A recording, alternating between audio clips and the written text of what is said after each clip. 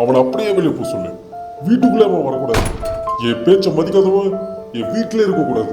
இப்படி சொல்லிதான் பையன் எங்க போவோம்? எங்கடா வெளியே போய் என்னமோ பண்ணணும். ஆனா என் வீட்டு எதிர்க்க நிற்க கூடாது. வெளியே போக சொல்லு அவனை.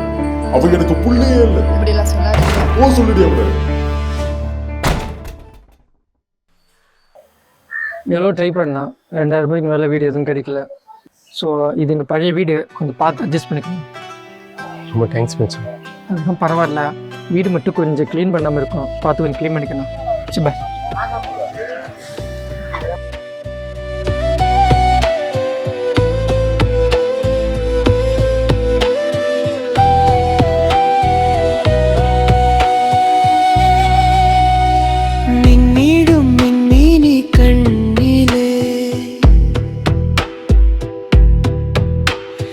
என்னிடம் காதல சொன்னியே, உன்னிடம் மயங்கி மருகியே, காதலில் மெல்லலாய் உருகினே. கண்ணாட்டி உன்னை நான் சேர்வேனோ இல்லாட்டி மண்ணோடு போவேனே.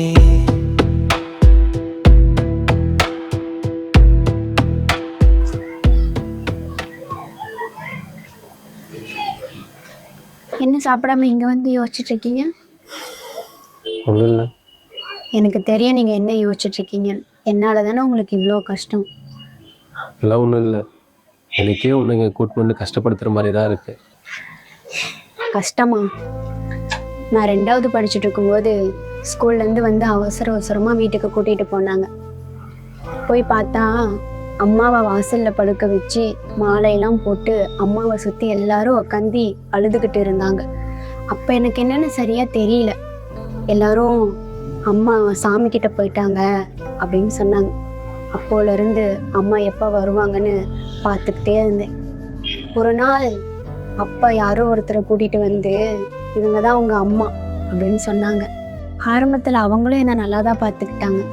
ஆனால் குழந்தை பிறக்கிற வரைக்கும் மட்டும்தான். அதுக்கப்புறம் போக போக தான் தெரிஞ்சது அவங்க என்னை அவங்க வீட்டு வேலைக்காரியாக தான் பார்க்குறாங்க. பல நாள் சாப்பிடாம வெறும் தண்ணியை மட்டும் குடிச்சிட்டுலாம் தூங்கியிருக்கேன். காலையில் 3 மணிக்கு எழுந்தா வீட்டில் இருக்க எல்லா வேலையும் முடிச்சுட்டு நைட்டு தூங்க 12 மணி ஆகிடும். ஒரு நாள் முடியும் போதும் அடுத்த நாள் சீக்கிரமாக வரக்கூடாதுன்னு வேண்டிப்பேன். ஒரு நாள் விடியும் போதும் அந்த நாள் சீக்கிரம் முடியணும்னு வேண்டிப்பேன். அப்படி இருக்கும்போது தான் நீங்கள் என் லைஃப்பில் வந்தீங்க. எங்கள் அம்மா கொண்டுட்டு போன மொத்த சந்தோஷத்தையும் உங்கள் ஒத்தாள்கிட்ட நான் பார்த்தேன். என்னோட மொத்த சந்தோஷமும் நீங்கள் தான் ஆனதுக்கப்புறம் ரோட்லேயே வந்தாலும் அதை நான் சந்தோஷமும் விடுவேன். நீங்கள் கவலைப்படாதீங்க, உங்களை நான் பார்த்துக்கிறேன். உண்மையாக சொல்லணும்னா ரொம்ப வருஷத்துக்கு அப்புறம் இன்னைக்கு தான் நான் ரொம்ப சந்தோஷமாக இருக்கேன்.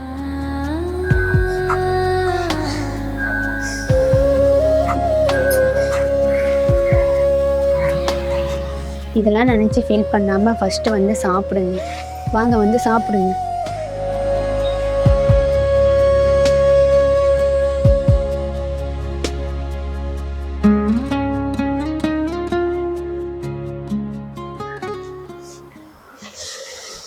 என்ன இதை யோசிச்சுட்டே வந்துட்டு இருக்கீங்க?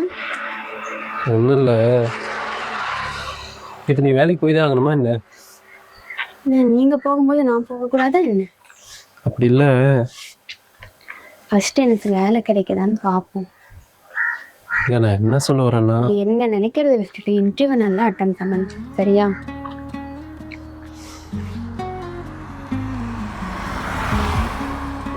பஸ்ஸுக்கு வச்சுக்கோ.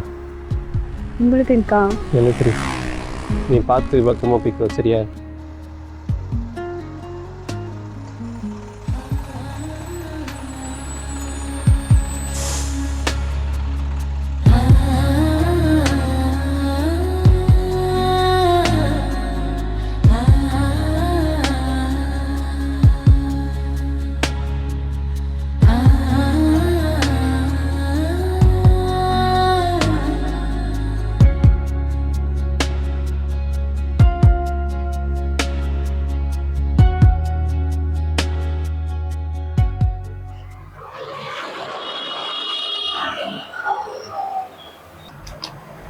அக்கா சொல்லுங்க, வேலை எதுவும்? இல்லைங்கம்மா, இங்கே வேலை எதுவும் இல்லை. சரி, ஓகே.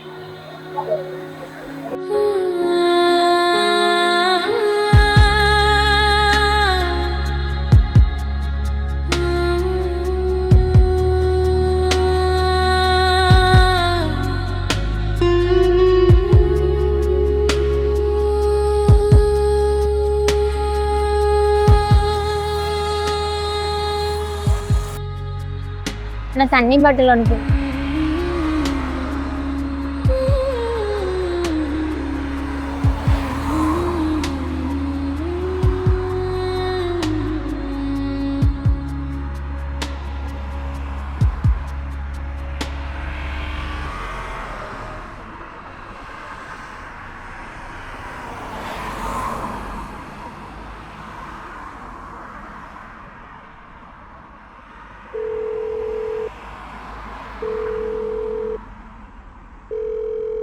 ஹலோ,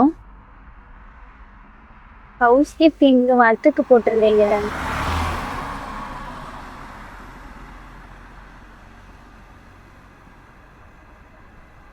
உங்களோட இன்டர்வியூ என்னாச்சு? அப்போ வேலை கிடைக்கல. சரி விடுங்க, பார்த்துக்கலாம். எனக்கு ஒரு வேலை கிடைச்சிருக்கு, நாளைக்கு வர சொல்லியிருக்காங்க, நான் பார்த்துக்கிறேன். எனக்கு ஒன்று மேலே மேலே கஷ்டப்படுத்துகிற மாதிரி தான் இருக்குது. ஏன் அப்படி சொல்கிறீங்க? இல்லை, இவங்க வீட்டில் இருந்ததுனாலாச்சும் கொஞ்சமாச்சும் வசதியாக இருந்திருக்கு. என் உரம் வந்ததுக்கப்புறம் அதுவும் இல்லை. இந்த நிலைமையில நீ வேலைக்கு போகிறேன்னு நினைக்கும் போதா கஷ்டப்படுத்துகிற மாதிரியே இருக்கு ஒன்று. இந்த பாருங்க, பெரிய ஏதோ வசதியான வாழ்க்கையை மட்டும் சந்தோஷம் கிடையாது. நமக்கு பிடிச்சவங்களோட பிடிச்சதை பண்ணுறது தான் சந்தோஷம். நீங்கள் ஏன் வேலை கிடைக்கலன்னு ஃபீல் பண்ணுறீங்க? இதுதான் ஃபோட்டோகிராஃபி நல்லா வரும்ல, சின்னதாக ஒரு ஸ்டூடியோ வைக்க ட்ரை பண்ணுங்க.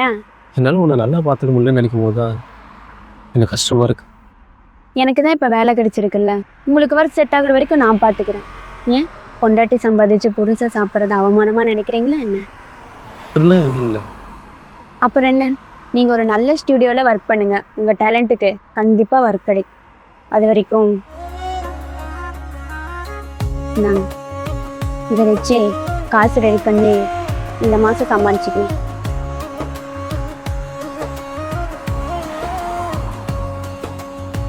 என்ன சைலண்ட்டாக இருக்கீங்க? ஓகே தானே உங்களுக்கு? ஓகே தான். அப்புறம் என்ன, இன்னும் என்ன யோசிச்சுட்டே இருக்கீங்க? இல்லை, இதை வச்சு 20,000 ரூபாய் வாங்கலாமோ இல்லை 25,000 வாங்கலாமான்னு யோசிச்சுட்டு இருக்கேன்.